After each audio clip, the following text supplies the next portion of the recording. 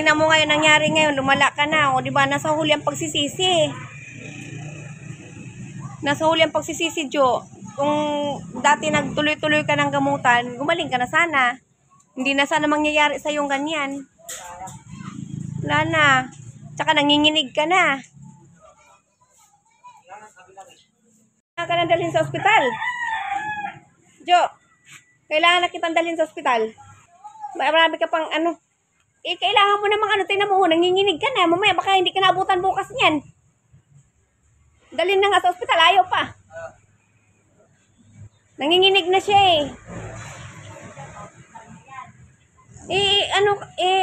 tigas kasi ng ulo, di nakikinig. Ayaw pa magpagamot. Wala, hindi na, baka, sabi ko nga sa kanya, baka hindi naabutan bukas ka, ginagawa mo niyan. Nga, nanginginig na siya Kain ka lang dyan, ha?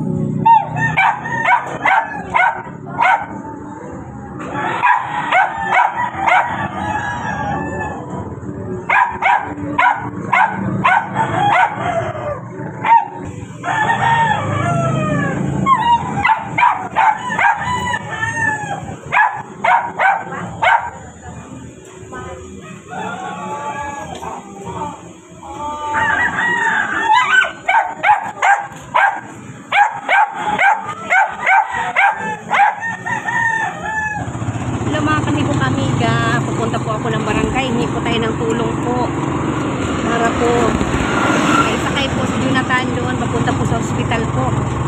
Kailangan po natin i-confine po natin sa ospital si Jonathan kasi po lala na po siya nanginginig na po si Jonathan, mga kamigo-kamiga, at po siya hindi na po makatayo at hindi na po makalakad, maga na po lahat ng katawan po niya. Kaya po yun po, unahin po natin, punta tayo sa ating barangay 178. Hingi po tayo ng tulong doon kay Kapitana Ma'am Edita Labasbas. Doon po tayo hingi po tayo ng tulong po para po si Jonathan po madala po sa ospital at i-confine po natin at punta-puntahan ko po para butan ko po ng makakain po sa araw-araw.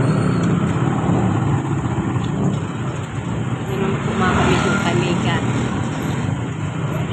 kailangan po natin muna lumapit po muna tayo sa barangay po para matulungan po tayo para madala po si Jonathan doon po sa hospital po, sa Maytala po hospital.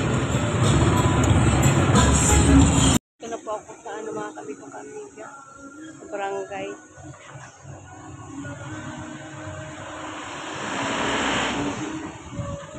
Barangay po yan.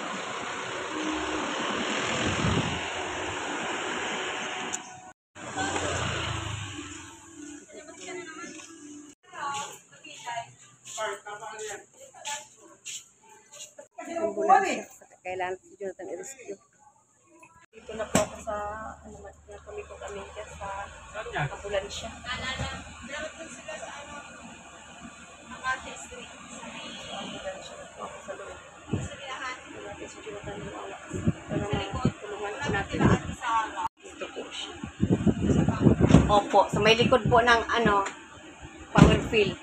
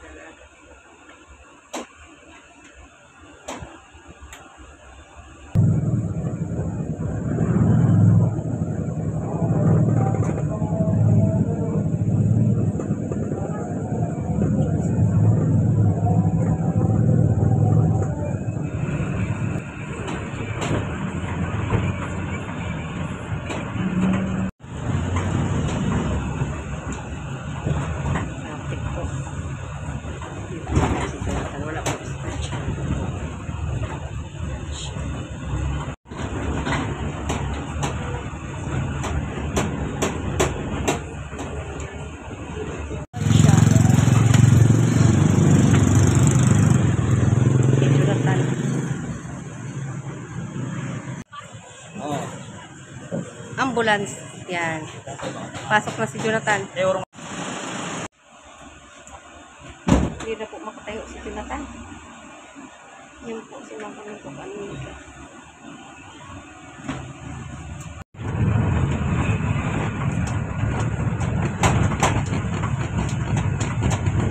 Tawa ka lang dito ha.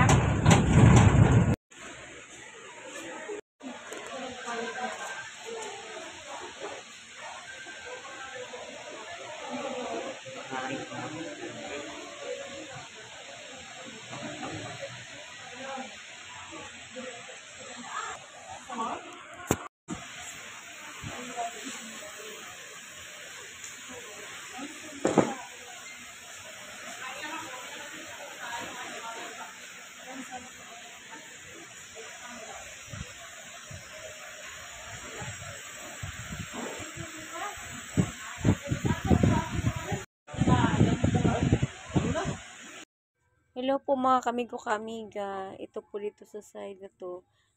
Bawal po mag-video. Tapos ngayon yung camera lang po, inano ko lang po kay Jonathan. Kunwari po, nag-ano lang po kay Jonathan para po makita niyo po yung kalagayan po ni Jonathan. Update ko lang po kayo mga kamigo-kamiga. Yan po. Bawal po mag-video. Pinagbawalan po ako dyan. Kaso po, inano ko lang po yung camera para hindi po nila mahalata. Binaba ko po. Yan po, yung si Jonathan magang-maga na po yung mga paa niya.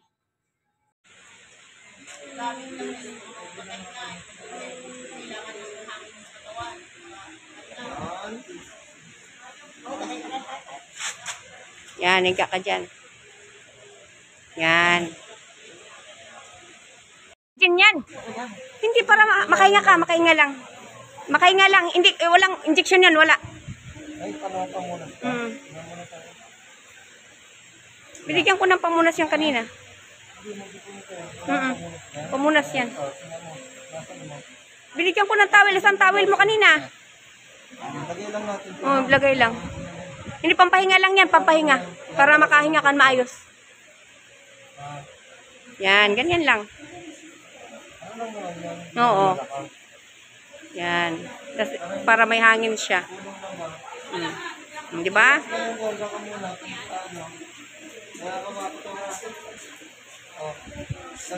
Higa ka, higa ka. Ay. Oo.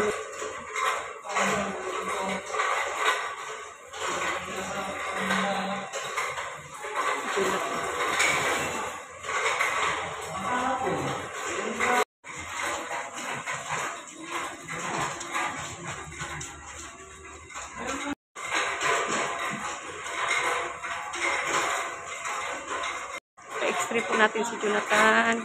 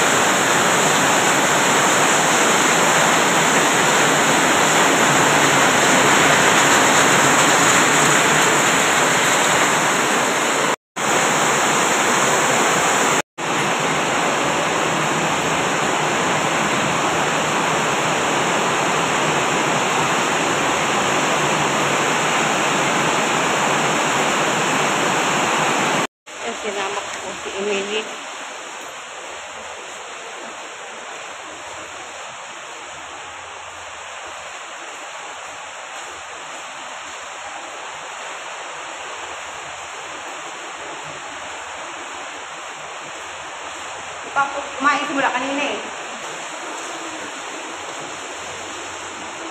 Si Emily, nausap ko si Emily. Hinihilo na nga ako. Kasi kagabi ang dugo ko, 168. Over 98. Ang dugo ko po kagabi, masakit ang ulo ko. Ay, kasi nga, di pa ako nakakain naman. Pati tubig, di pa po ako nakainom. Malakas po ang ulan mga kami sa pamilya. Yan, si Emily, pinapunta ko dito. Walang gamot ni Jonathan sa pharmacy. Wala daw gamot na available kay Jonathan. Sa ibang pharmacy. Wala daw po eh. Halika, samahan mo ako muli. Buti si Jonathan, iniwan ko po muna doon. Halika. Bili tayo sa ibang pharmacy. Sa labas tayo, no? Maraming pharmacy po dito sa Tala po. Yung gamot niya ang wala. Pharmacy.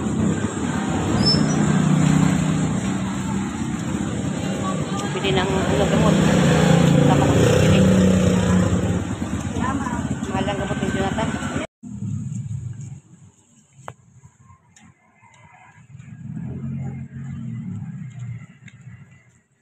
Mari lang.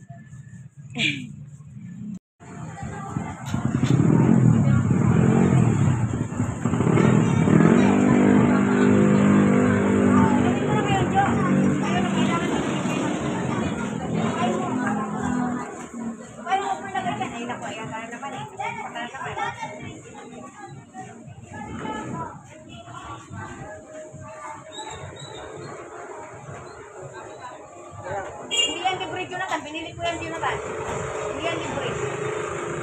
Inumin mo yan para gumaling ka. Ako na. Inom na.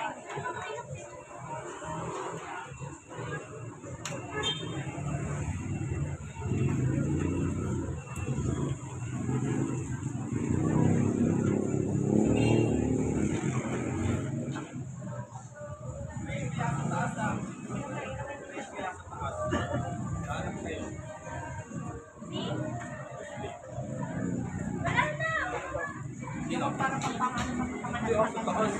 Lalo na ako eh. Hindi ba kami?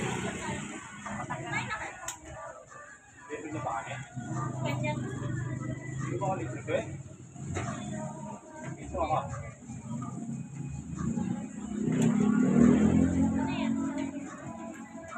Kaya konti. Ito mo na bilay. Namin ko yan. Ito, kantil ko lang ako. Kaya umaga pa ako dito. Oh, hindi ako nakatulog. Nakakain kayo umaga pa.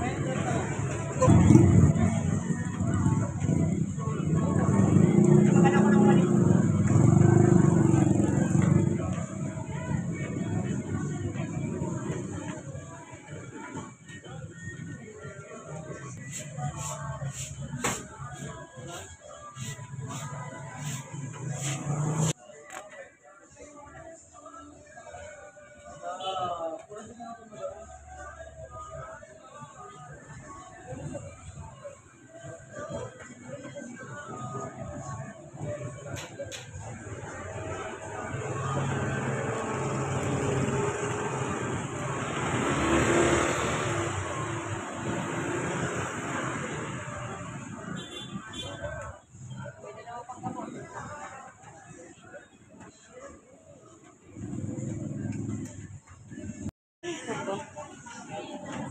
Nakadalawang gamot na po.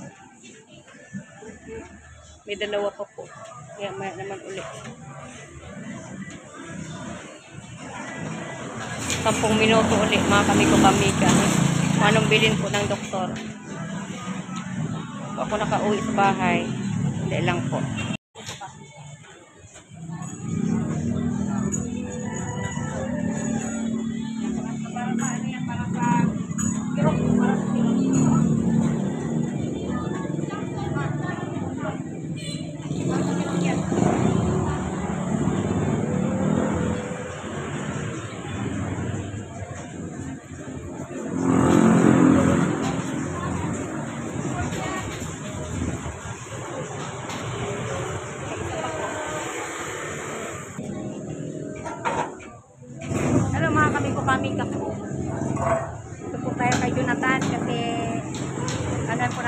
gamot para kung ano po utos ng doktor na pagpainom ng gamot din po natin mga kamigo kamiga.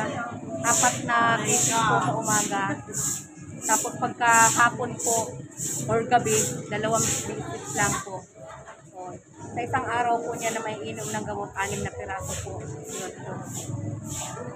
Pinapaliwanag ko po kay Jonathan kasi hindi po libre ang gamot po. Binili ko po ang gamot para po sa kagalingan po ni Jonathan.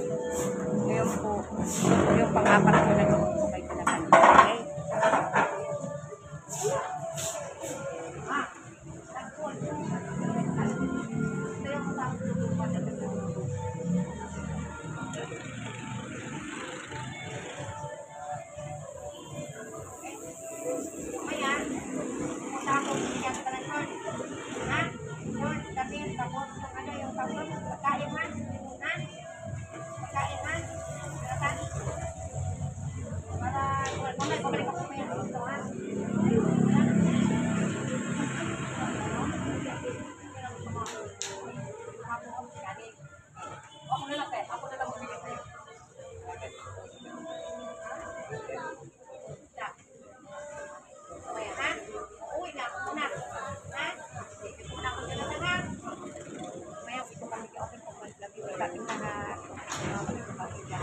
Kailangan ko na po umuwi po pag-alisin ko na po, no?